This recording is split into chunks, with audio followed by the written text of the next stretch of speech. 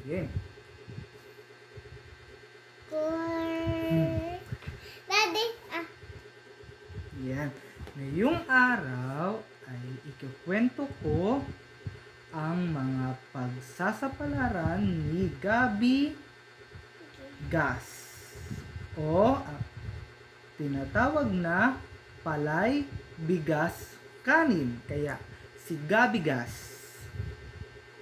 Ito ay isinalin sa Pilipino ni Emil Javier. Mga kwento ni na Birna Sebastian, Erica Ahes at Aya Arce na iginuhit naman ni Aisen Bernardo. Isang umaga ng buwan ng Mayo, nagising ang isang butil ng palay sa gitna ng isang palayan.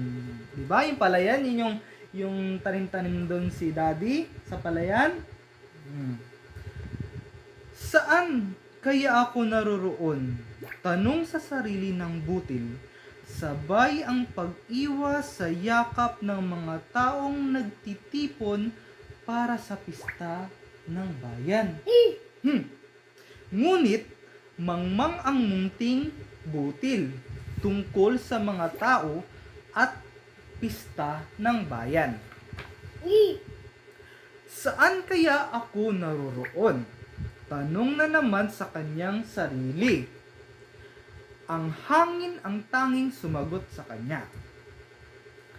Tahimik siyang tinangay ng hangin at ipinadpad sa isang maputik na lupa na ang tawag ay punlaan.